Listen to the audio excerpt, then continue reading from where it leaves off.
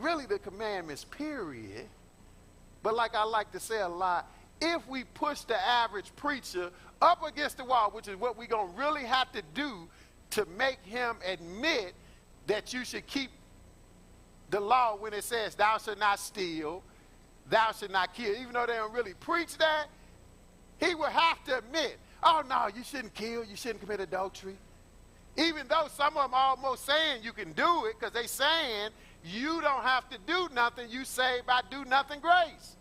So technically they saying you can break the law. And that's why we ask them a lot. I asked the guy when I was driving the truck making a delivery, he asked me, have I accepted Jesus as my Savior? I said, well, I'm trying to walk with Jesus. And he started laughing at me. He said, ha, ha, ha.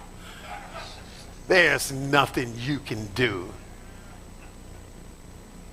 I told this story a lot because it just blew my mind that he just had the nerve to say. He tried to give me a little track. It was all paid on Calvary. But I messed him up. I said, oh, okay, you married? Yeah. I said, okay, well, I can sleep with your wife tonight, and that's okay then. He started backing up from me. He was like, well, you wouldn't want to do that. I wasn't going to let him go. I had him then. I said, what if I want to? You just said there's nothing I can do. It don't matter. Yeah, but you wouldn't want, no. I'm saved by do nothing grace. What if I would like to sleep with your wife tonight? I'm still okay.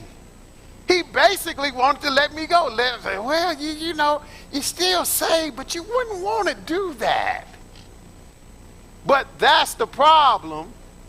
We preaching against the commandments. But if it's hard to get people to admit, thou shalt not steal, thou shalt not kill, thou shalt not commit adultery, how much harder is it? And you don't hear nobody talking about the first commandment, which is don't have no gods before me. The second commandment, don't commit idolatry, don't make graven images. That's out the window. That's gone. That's in the garbage can as far as they're concerned. See, and that's the problem. That's why Christmas is okay in everybody's mind. Because it's not really hurting nobody. No, it's offensive to God. God is jealous. Boycott Christmas is idolatry. 1 Corinthians 10 and verse 14. Read it. Wherefore, my dearly beloved, flee from idolatry. See, now this is the New Testament. I like to show stuff from that perspective because we got a lot of people that say they believe in the New Testament but don't have to do nothing. Paul begs to differ right here, right? He said, wherefore, my beloved, do something, what? Flee from idolatry. From idolatry. So it really is not much different from my title. I'm saying boycott Christmas. He said, flee from it. Get away. And you know, if you are fleeing from something, it must be a problem, right? Yes, sir. You don't tell nobody to flee from anything unless it's some danger.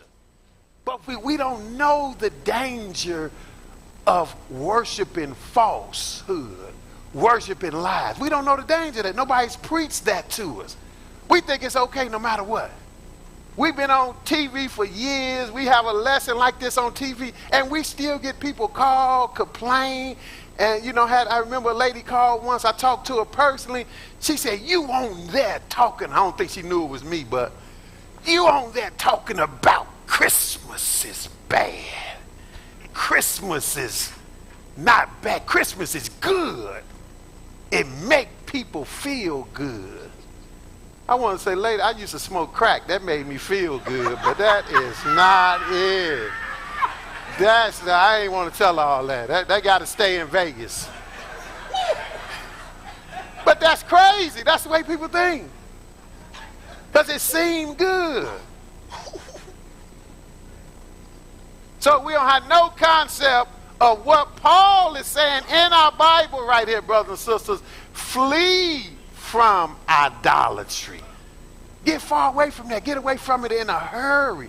Why we don't hear preachers preaching that? Because they all caught up in. They got a Christmas tree in the church in many instances. Yep. That's idolatry. Yes, sir. But go ahead. We're going to save a little time. Skip to verse 19 and go ahead. 1 Corinthians 10 and 19. Go ahead. What say I then? That the idol is anything? Uh-huh. Or that which is offered and sacrificed to idols is anything? That's good he say that, because people say, well, the tree can't hurt you. Tree ain't not going to do nothing. No, the tree is nothing. It's what it represents. And ultimately go back to the devil. because you worshiping a lie. But nah, God made trees. Trees good, but he ain't never told him to put them in your house and decorate them, right? Right. For a particular time of year to celebrate that. And you're going to lie, say it's his birthday. Everybody know that's a lie. Everybody know that. You got preachers admitting that because we putting the truth out here so far and wide. They have to admit, well, we know he wasn't born on that day. Come on now. We know that. And everybody be listening. The crowd be waiting on the punchline. And then the preacher say, but he was born. And they forget that Christmas is a lie that quick. And all of them go crazy. Yeah, he was born. Not on December 25th. And it has nothing to do with him. Right. So he told you, my dearly beloved, flee from idolatry. Once you understand that, you already halfway ahead of the game. Then he said, what say I then, in verse 19, that the idol is anything, or that which is offered in sacrifice to idols, is it anything? Let's see, go ahead. But I say that the things which the Gentiles sacrifice, they sacrifice to devils and not to God. See, all worship is not good worship. We got a lesson titled that. Just because you call yourself worshiper don't mean it's good.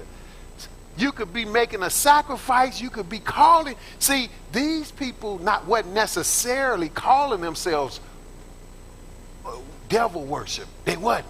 They wasn't just openly saying, we're going to worship the devil. Yeah, yeah, rah, the devil, yeah. They wasn't saying it. They called themselves worshiping God.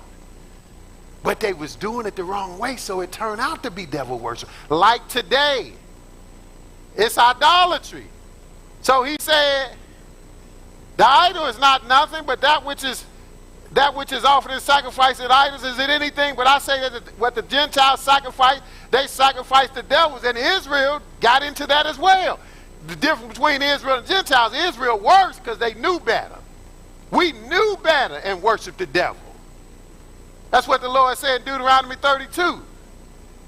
He said, we forgot God. Gentiles never knew him in the first place. We forgot God. He said, but I say the Gentiles sacrifice to devils and not to God. And what? Finish 20. And I would not that ye should have fellowship with devils. And that's not a good idea to have fellowship with devils. So therefore he already said what? Flee from idolatry. Go ahead, 21. You cannot drink the cup of the Lord and the cup of devils. You can't do both, right? You can't do both. Some people say, well, you know, if you do this, even when it comes to keeping the Sabbath day. I've had people, I've known people, I tell them to try it too. Years ago, I was still preaching at the Israel of God. Went to Minnesota, met a new sister. She had been coming a while. And after the lesson, she was saying, you know, I like my church I go to, but I learned here. I learned from y'all because we had a TV program up there. She said, I learned from you also. You know, but I got a lot of friends at church. I got them in the choir. I'm an usher boy. I'm doing all this stuff. You think I could do well? I said, you could try it. I don't think it's going to work, but give it a try. She tried it. She came back a few weeks. One of the next trips I went up there, she's like, it didn't work. They halfway kicked me out of there. Because you can't do both, brothers and sisters. You could try it if you want to. It will not work. Because you get full of the word, you're going to start talking about the word, and that stuff they saying is going to irritate you. It's not going to last. At all. That's why he said that. You cannot drink the cup of the Lord and the cup of devils. You can't do both. Go ahead. You cannot be partakers of the Lord's table and of the table of devils. You can't do it. And what is that happening? What are you doing when it comes to the Lord? Now notice, we're not talking about stealing, killing, committing adultery, honoring your mother and father, lying on nobody. We're not talking about none of those commandments, but we're still talking about the commandments. We're talking about the ones, like we teach the children, that apply to loving God, because that's the greatest commandment, loving the Lord with all your heart, soul, and mind. Loving your neighbor as yourself is the second greatest. But you can't get rid of the first greatest. That's what people don't understand. We're talking about showing love for God himself. You got to do that. Can't ignore that. That's why you can't commit idolatry. You need to flee from Christmas. You need to boycott Christmas because you irritating God. Right. Because you putting something before him. He say all over the book he's a jealous God. Read 22. He's going to tell you that. Go ahead. do we provoke the Lord to jealousy? Do you want to provoke God to jealousy? And we wonder why we in such a bad predicament ourselves. Why we so messed up as a people. Why God been hurting us. Because we have done just that. We have provoked the Lord to jealousy. He told you in Deuteronomy 32. Do we provoke the Lord to jealousy? Go ahead. Are we stronger than he? I don't think so. Back up to verse 1 and we're going to start it from the top and show you that he even gave you an example about this folly, this idolatry that he don't want us to partake in, that we need to flee from, or in the title's case, boycott it. If you want to make it sound sophisticated, just say you're going to boycott Christmas. That might sound better to somebody. Verse 1, read it. Moreover, brethren, I would not that ye should be ignorant how that all our fathers were under the cloud, and all passed through the sea. Go ahead. And were all baptized unto Moses in the cloud and in the sea. Go ahead. And did all eat the same spiritual meat, and did all drink the same spiritual drink. Go ahead. For they drank of that spiritual rock that followed them, and that rock was Christ. All the way back in Egypt, getting out of Egypt, going through the Red Sea, on the way to the Promised Land in the wilderness, that was Jesus back there. People don't know that. So Israel always had Jesus. That's what he's telling you in Ephesians 2, that Israel had him and the Gentiles didn't have him. They were aliens from the commonwealth of Israel, without God in the world. But Israel always had him. We just rejected him, like in this case. That's who was feeding us. In other words, giving us his word to eat. That's why he fed us with manna, so we can focus on learning about him. Don't get thinking that physical food is everything. Right. Focus on that spiritual food. So we ate that spiritual meat and drank that spiritual drink, but who was feeding it? For we drank of that spiritual rock that followed us, and that rock was Christ. Christ was back there dealing with Israel because he got much more longevity than starting in Matthew. But go ahead, verse 5. What happened though? But with many of them, God was not well pleased. See, after he fed them and taught them, they messed up right away. He wasn't pleased with them. And that God was none other than Jesus, by the way. But go ahead. For they were overthrown in the wilderness. They were overthrown in the wilderness. Ultimately, all of them died except the younger people in the desert. They stayed there 40 years. But people say, well, that's the Old Testament. We got Jesus now. I'm telling you, they had Jesus. And he tells you right here that that's not something we ignore what happened in the old days, in the Old Testament. That's something we use as an example. Like we read about last night, how Cain, the Lord used him as an example on how not to operate. Because he didn't love his brother Abel. He killed him for no reason, because jealousy. And the Lord tell you, don't be like him. So that's an example. It's a bad example that you do not want to follow if you're going to love God. So let's see this example. Let's see that this is an example for us. Verse 6. Now these things were our example to the intent we should not lust after evil things. See, this is an example for us. It's good for us. To the intent we should not lust after evil things. See, we heard of lusting after women and lusting after some illicit relationships and all that stuff. But still, you can lust after some false teaching, some false doctrine. But go ahead. As they also lusted. As they also lusted. What else? Neither be ye idolaters. Oh, he said that again. Neither be ye idolaters. He really driving this point home in this chapter. Said, flee from it. Neither be ye idolaters. Look, brothers and sisters, something has to constitute us committing idolatry. If he telling us repeatedly, flee from it, don't do it, don't be an idolater, something got to constitute it. And we telling you in this lesson today, hey, a part of it is this season we in now. Climaxing with this Christmas and New Year's and all that stuff. Don't have nothing to do with the Lord. Neither be ye idolaters. As what now? As were some of them. Oh, some of the people in the old days did it. That's a bad example. You should learn from it though. And no, you don't want to do it. You can't do it. Go ahead. As it is written, the people sat down to eat and drink and rose up to play. They sat down, he says, it's written too. They sat down to eat and drink, rose up to play. Let's go back to where it's written there, since he told us. See, it do us good to follow suit. Exodus 32. People want to do away with the Old Testament, and here the New Testament referring you back to it. He said it's written. The people sat down to eat and drink and rose up to play. Let's read it so we know what we don't want to get caught up in. That's why we call it Boycott Christmas. And more people, believe it or not, starting to boycott Christmas for the right reason. Because it's idolatry. I've been boycotting it a long time. Like they say, I saved plenty of money boycotting Christmas. Yes, sir. I remember I was new in the Word. I'm glad by the time I got old, I found out about the Word, so I never really celebrated Christmas as an adult. But when me and my wife got married, had family people that was celebrating Christmas. I got the drift. They was always calling, needing money after Christmas. I'm like, what the heck they need to borrow money for?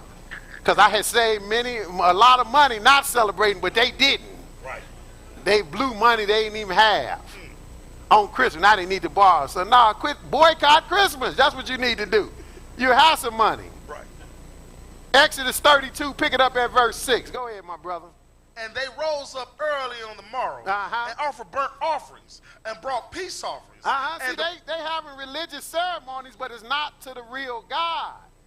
They done went off on their own. Rose up early in the morning, offer burnt offerings. See, God had you offer burnt offerings to him. He had you make sacrifice to him, but they doing it to a false God. This is not good. They committing idolatry, which Paul just warned us in the New Testament not to do. They offered burnt offerings and brought peace offerings and what? And the people sat down to eat and drink and rose up to play. See, they sat down to eat and drink and rose up to play. You know what that remind me of? That remind me how a lot of churches nowadays, it's just a bunch of fun. It's a feel-good session. Make you feel good. It's just a bunch of emotionalism, but you're not getting edified about the real God and know how to serve the Lord. You're not getting that. Like I say all the time, a lot of stuff make you feel good. That's not good for you. So that's what they did. Like that preacher in Atlanta, I mentioned this before. He died now. But he was watching one of his services. And that's all the service was. He done took one scripture. Most people in the congregation probably, I think he read the scripture. But the clip that they showed, he even had some hype men up on stage with him. Looked like some rappers. And the whole congregation, huge congregation, he got them going through this thing where he said, cross it up. And I'm talking about they having a ball. Cross it up. They got I'm talking about huge congregation, everybody doing it. They got hype men doing it. They hyping the crowd. They just having a whole good time. Cross it up. And he got that. Most people probably don't understand where he got it from. He got it because he was reading about when Joseph blessed Ephraim and Manasseh. And when he got ready to bless them, he knew Ephraim, the youngest, was going to get the best blessing. So Joseph brought him to him by age, and he had Manasseh, the oldest one, toward Jacob's right hand.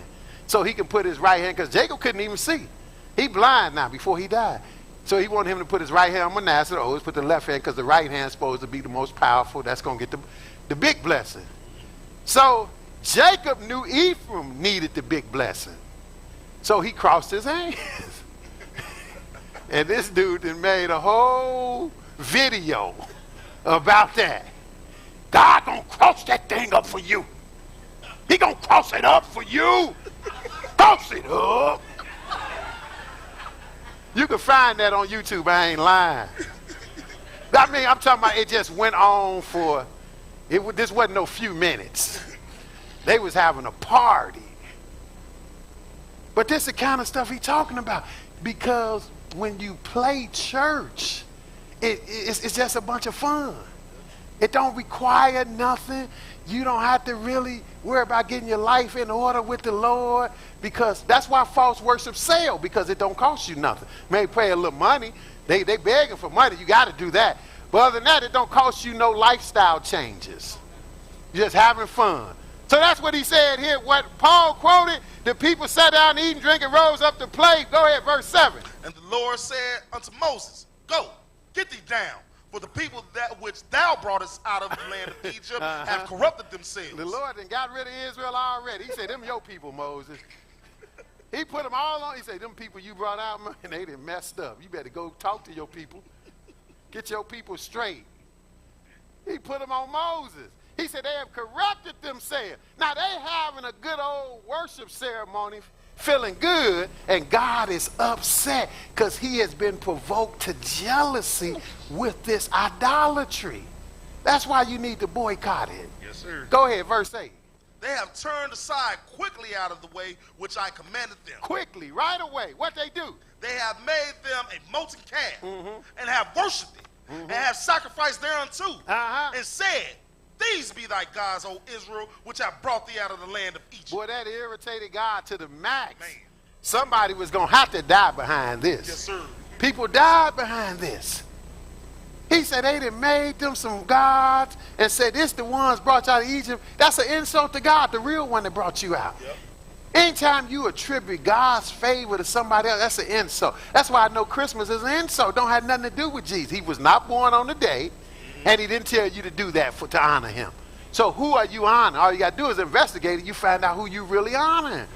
It's idolatry. That's why you got a tree in your house. And people don't even know. Back up to verse 1 and read that, though, because he had started off telling them this. This is how they got into this madness. Go ahead. And when the people saw that Moses delayed to come down out of the mount, the people gathered themselves unto Aaron and said unto him, Up, make us gods which shall go before us. How you going to make your own God? But this is what the world do, though. They make gods, because technically it's only one God, right? God know you're going to make some gods because his first commandment of the 10 is don't have no other gods before me, right? He know you crazy enough to make some fictitious gods up. He give them credit. He call them gods because you done made them. This what they did here. They told Aaron, make us some gods. We need something we can see, we can feel. That's why they got all kind of statues in the world now. Because they say, well, you know, it really ain't the Lord, but see, it make us, you know, we can kind of feel it, you know. No, the Lord don't need that. You giving the Lord's glory to somebody else. But go ahead. As for this Moses, this man that brought us up out of the land of Egypt, we will not what is become of him. That's because he was stayed in the mountain talking to God too long for as they was thinking, and they wanted to do something different. Israel quick. But now, go to Exodus 20. They quick with messing up. Don't waste no time getting involved in some folly. But this when the Lord had told them, off the bat, what he required, 20 and 1.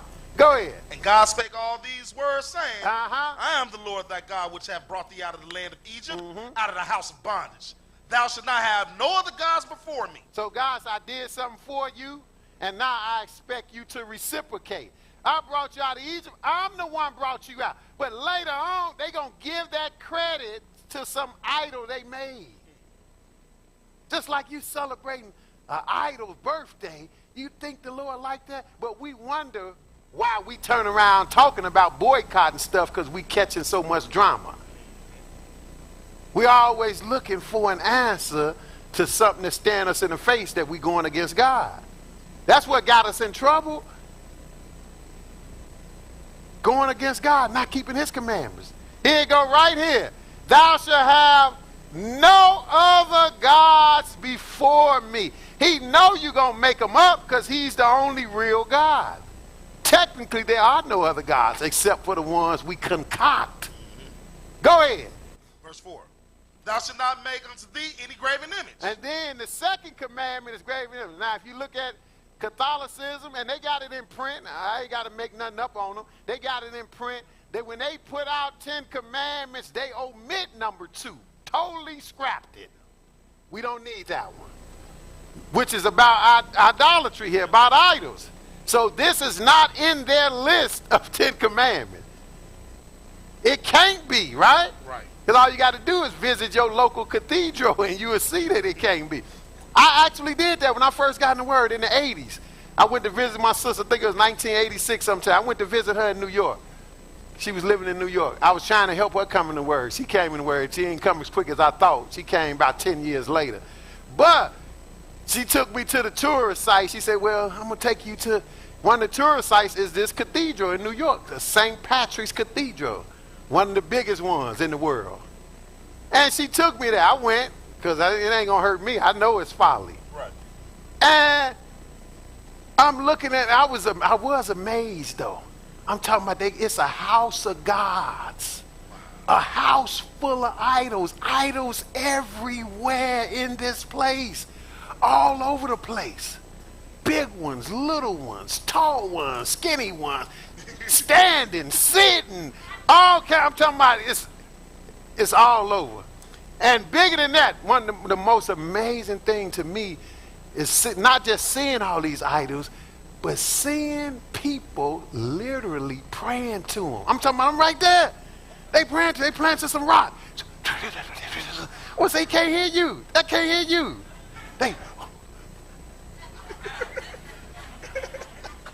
That is crazy. So that's why they don't have number 2 in their list of 10 commandments. They scrapped number 2, which we're getting ready to read, and they split number 10 into 2 to make it still be 10, because you can't have 9 commandments, right? Right. Can't make it to 9 commandments. So they split number 10 up because number 10 talks about covenant. They took one part and made it number 9, covenanting somebody's wife, then covenanting their house, made, the rest number 10. But that's what they did. But this is the second commandment right here. Let's read it again, verse 4. Thou shalt not make unto thee any graven image, or any likeness of anything that is in heaven above, or that is in the earth beneath, or that is in the water under the earth. Thou shalt not bow down thyself to them, nor serve them. Go ahead. For I, the Lord thy God, am a jealous God, visiting the iniquities of the fathers upon the children unto the 3rd and the 4th generation of them that hate me. So he's telling you in the 10 commandments, he's a jealous God, brothers and sisters. He will hurt you, and we wonder why we're being hurt as a people repeatedly. Why we need to try to come up with a boycott of something to get somebody's attention. No, the one we need to get attention is him. He's the one with the power. He's the one controlled. He's the one putting us in bad situations. He got to do it if he say he will visit the iniquity of the fathers upon the children unto the 3rd and 4th generation of them that hate me. And we wonder why as a people we've been born in slavery and suffering, but seemingly didn't have nothing to do with being here. Because God is starting punishing our people. And we need to wake up. But what else? And showing mercy unto thousands of them that love me, keep my commandments. But this is who he showed mercy to. Thousands that love me and keep my commandments. Let's go back to the New Testament, 2 Corinthians 11. 2 Corinthians 11. Because even when it comes to, if you don't know that Jesus is God, you should. But even if you don't, if he said don't have no gods before me, that means you could concoct some when there really is no other gods. Well, it's the same thing he gonna tell you, Paul gonna tell you about Jesus here. You're gonna concoct the Jesus. Give him a birthday and everything. That's what you done. This is not the real one. You got another one. 2 Corinthians 11 and 1. Read it. But to God ye could bear with me a little in my folly, and indeed bear with me. Go ahead. For I'm jealous over you with godly jealousy. See, Paul said he jealous over these people that he have preached to with godly jealousy. Not, don't have nothing to do with no fleshly desire, nothing personal. I want you to stay straight with God from a godly standpoint. So I don't want you to go listening to some lies that somebody else is teaching. Not because I'm worried about you leaving from my church or under me. No, it's from so you can be straight with God. That's why he said, just bear with me a little bit. And he mentioned jealous, but we already know God is jealous. He said, I'm jealous over you, but it's godly jealousy. Nothing personal about it. Why? Because I espouse you to one husband, it's only one, that I may present you as a chaste virgin of Christ. So I've done that. You understand, you with the Lord. You got to be careful though. Why? Verse 3. But I fear lest by any means, as the serpent beguiled Eve through his subtlety, So your mind should be corrupted from the simplicity that is in Christ. He said, I'm worried that you will be tripped up just like the serpent got Eve in the garden. Tripped her up real easy through his subtlety, his slickness, his slyness. So your minds can also be corrupted from, notice what he said, the simplicity that's in Christ. You ain't got to get real deep with it. You don't have to make up a birthday that don't exist for him. He didn't give you a birthday in the Bible. If he wanted you to celebrate a birthday, he gave you enough to celebrate. If he wanted you to do a birthday, I'm sure he could have gave it to you, right? Right. Didn't give you that. Somebody concocted that.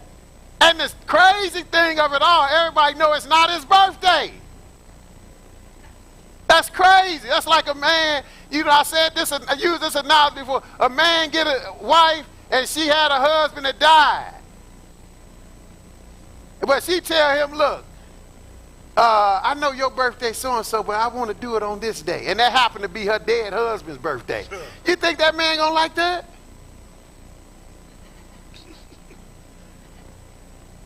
Even if he don't know that's his birthday, he might say, well, that's kind of strange.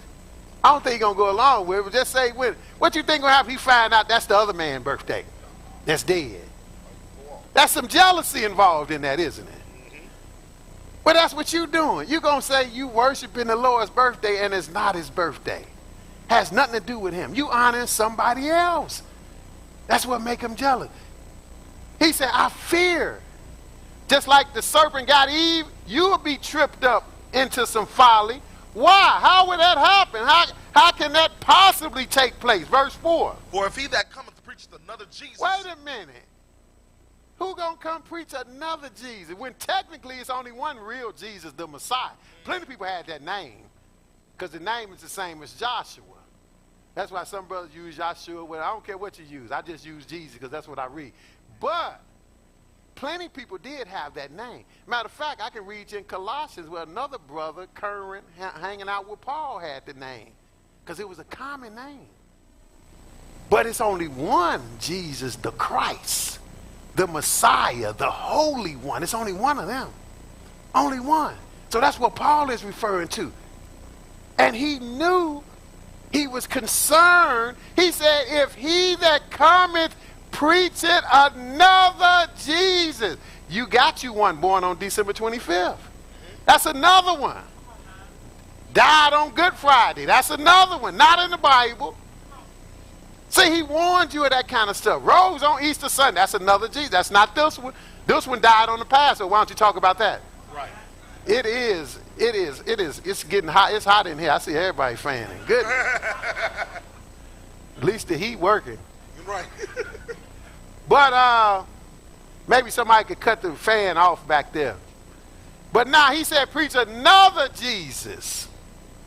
If he that cometh preacheth another Jesus, go ahead. Whom we have not preached. Somebody that we haven't preached. But that lets you know you can make some stuff up and go with it. That's exactly what the world has done. Exactly. God said, don't have no other gods before me. And Paul letting you know you got to beware of another Jesus. Same difference. Go ahead.